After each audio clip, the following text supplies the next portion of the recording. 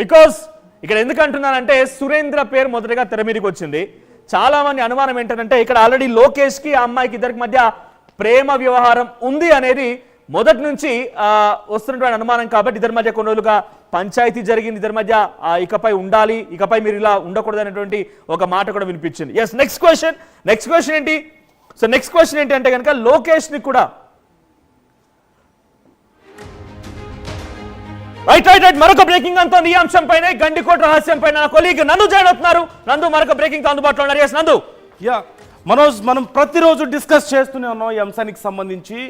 ఏదో తేడా జరుగుతుంది, ఎక్కడో స్ట్రింగ్ మిస్ అవుతుంది అని మాట్లాడుకుంటున్నాం కదా. దానికి సంబంధించి అప్డేట్ ఇప్పుడు మీకు ఆర్టీవీ అందిస్తోంది. ముఖ్యంగా మొదటి నుంచి కూడా యువతి యొక్క కుటుంబ సభ్యుల మీదే అనుమానం ఉంది. లోకేష్ విషయంలో క్లారిటీ ఇచ్చేశారు పోలీసులు. కానీ ఎవరు అసలు తల్లి ఆల్రెడీ క్లారిటీ ఇచ్చారు, దీనికి సంబంధించి మాట్లాడారు. ఆ యువతి అన్న ఎవరైతే సురేంద్ర ఉన్నాడో అతనికి సంబంధించి క్లారిటీ వచ్చింది. కానీ ఇంకా ఎవరో ఉన్నారు ఈ కేసులో ఇన్వాల్వ్ అయిన వాళ్ళు అంటూ మొదటి నుంచి ఒక మాట వినిపిస్తోంది. ఇప్పుడు దానికి తగ్గట్లుగానే పోలీసులు విచారిస్తున్నటువంటి ఒక ఇద్దరు వ్యక్తులకి సంబంధించిన పేర్లు ఆర్టీవీ ఇప్పుడు చెప్తోంది. ముఖ్యంగా ఆ యువతి యొక్క సొంత అన్న బ్రహ్మయ్య అనే వ్యక్తికి సంబంధించి కూడా విచారణ జరుగుతోంది. అలాగే కుటుంబ సభ్యుల్లో మరొక వ్యక్తి ఉన్నాడు, కజిన్ బ్రదర్ కొండయ్యను కూడా పోలీసులు ప్రశ్నిస్తున్నట్లుగా తెలుస్తోంది. సో సొంత అన్నయ్య బ్రహ్మయ్య, అలాగే కజిన్ బ్రదర్ కొండయ్య, వీళ్ళిద్దరిని ఎందుకు విచారించాల్సి వచ్చింది?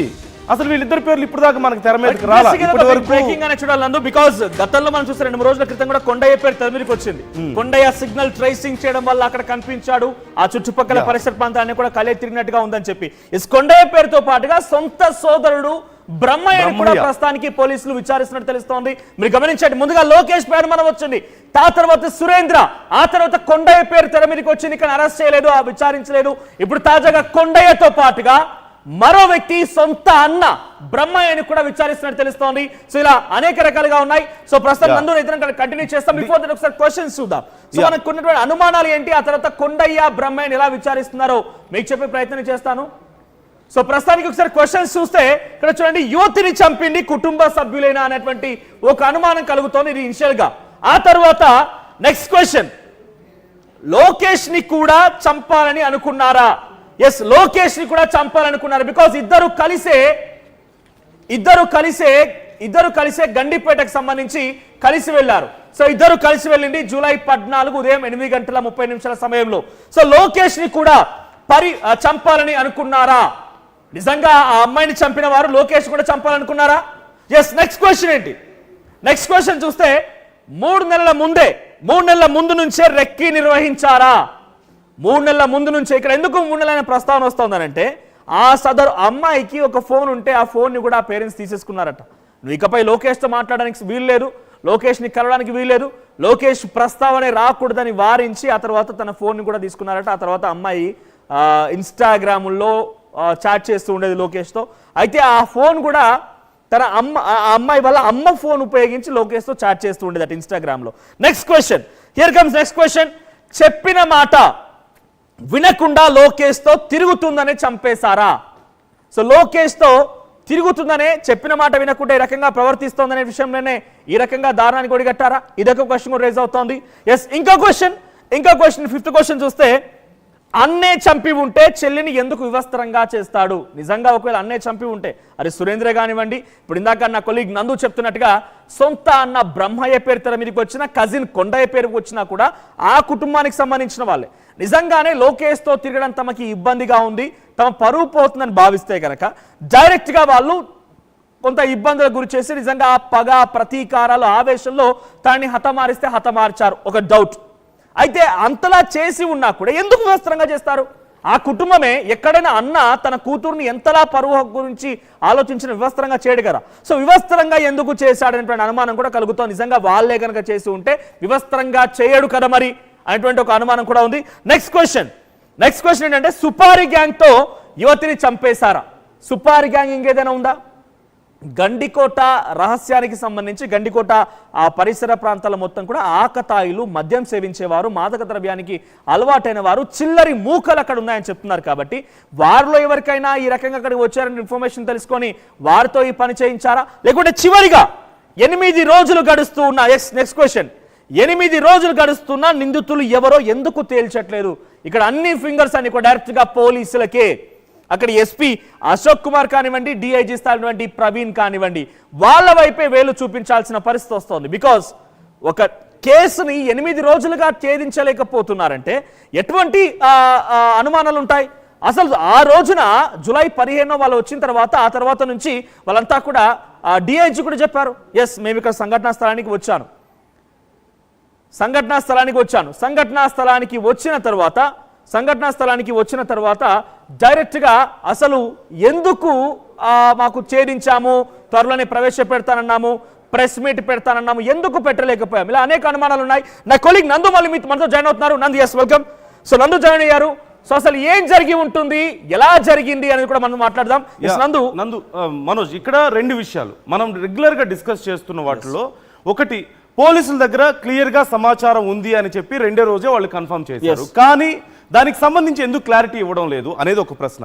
ఒకవేళ అయిన వాళ్లే ఆ అమ్మాయిని ఇలా చేసినట్లయితే, ఇంత దారుణంగా ఒకవేళ ఆ యువతిని కనుక హత్య చేసినట్లయితే మరి ఎందుకని వ్యవస్థ అయి ఉంది? ఇదొక కీలకమైన అంశం. మూడోది, ఎందుకని లోకేష్ కి సంబంధించినటువంటి ఫోటేజ్ మాత్రమే వస్తుంది, సురేంద్రకి సంబంధించి ఎందుకు రావడం లేదు? ఇదొకటి. బ్రహ్మయ్య అన్న పేరు ఇప్పుడు దాకా ఎందుకు బయటకు రాలేదు? ఇది కొన్ని ప్రశ్నలు, ఒక 4-5 ప్రశ్నలు ఇక్కడ బయటకు వస్తున్నాయి. ఇన్ఫాక్ట్ అందులో కూడా అక్కడ తన సిగ్నల్ ట్రేసింగ్ ఆ ప్రెమిసెస్ లో ఉన్నాయనుకున్నప్పుడు మరి లోకేష్ ఫుటేజ్ వచ్చింది, సురేంద్ర ఫుటేజ్ రాలేదు, ఒక కొండయ్య కూడా ఆ ప్రెమిసెస్ లో ఉండి ఉంటే ఆయన ఫుటేజ్ కూడా రావాల్సింది. సో 3 రోజుల క్రితం పేరు వచ్చింది, ఈ రోజు విచారిస్తున్నారంటే ఎందుకు ఆలస్యమైంది? మీరు కన్ఫర్మ్ చేయలేకపోతున్నారా?